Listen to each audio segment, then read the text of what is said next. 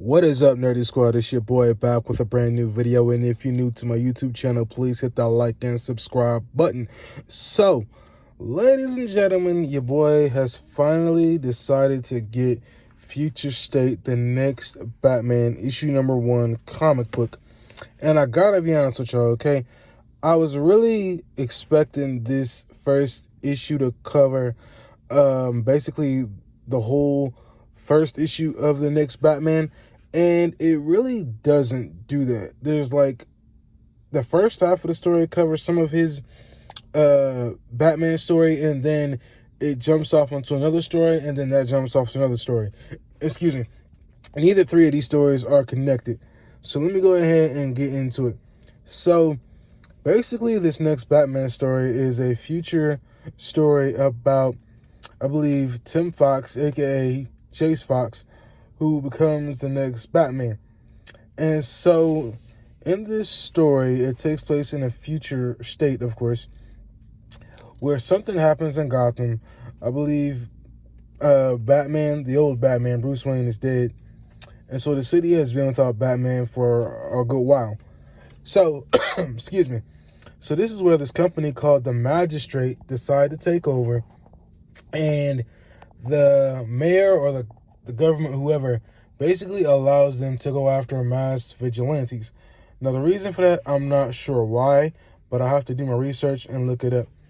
So in this first half of the comic book, you got Luke Fox, who goes to the hospital and checks on his sister. I forgot the character that he plays. I believe it's Batwing or something like that. But basically, he goes to the hospital to check on his sister, who's in a coma for reasons unknown. And he sees his brother, Tim Fox, a.k.a. Chase Fox, sitting there. And they have a huge issue, a huge falling out. Because of something that happened in Chase Fox's past. And even though he wants to be called Chase Fox, his brother Luke still calls him Tim. And he doesn't like that. So then we skip forward to these masked, I'm not sure what they call, gang, somewhere in Little Center, Briscoe neighborhood.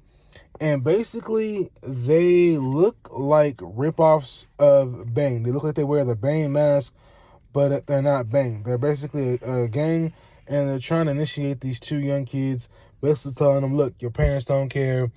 Your dad don't care, mom don't care, school don't care. Come hang out with us and we'll give you a family. So they talk them into joining the gang and go from there. So then you got Cop Chubb, well, not Chubbs, but Cop Whitaker, who goes to talk to a former friend of hers by the name of, I believe Tanaka or something like that. Or not Tanaka, but anyway, I don't know what this cop's name is. But basically, she goes to talk to him to try and get some information on what's going on with these peacekeepers. I guess they're basically this secret group of people who've been trying to keep the peace in Gotham. But I guess things haven't been working out. And so anyway, fast forward, basically this whole first part of the book is basically a small piece of the new Batman's story. And basically him fighting crime in this city. He eventually catches up to these kids who were basically trying to take out some rival gang member, and he manages to stop them, and I guess he plans on turning them over to Child Services. So the first half of the book is basically Batman's story, and there's not really a whole lot to be told, so that's the part that I'm left disappointed by. And then after that, you get into another part of the story, the second half of the story, where it's Katana's story. The chick with the sword who has her husband's soul trapped in it, right? So she ends up going to some secret lab where a former partner is there, and he's working with the magistrate now, and they get into this big fight. And she ends up, with the help of Black Lightning, who is literally no longer human, but basically a big, long piece of lightning. She ends up taking him out with the help of Black Lightning. And it's crazy to see. I'm not exactly sure what happened to him, but basically he's literally just a piece of lightning. He's like electricity or whatever you want to call him. He's no longer human. So with that being said, it jumps off into the next part of the story where it's about, let me see, this group of former villains look like some of Batman's villains with Two-Face, Clayface, and some other villains I can't even pronounce, who are basically working with this chick who's kind of dressed like Batman, but her suit, I believe we've seen in the video games before, whose suit is all, what's the word I'm trying to find? Whose suit is all, like, I don't know, it's like a mech suit, basically, like body armor. And basically, she's trying to lead them to a better world outside of the Magistrate. She's trying to take over, I guess, Gotham and, bring Gotham back to a better state because with Gotham being taken over by the Magistrate, everything has been topsy-turvy. It hasn't been going good.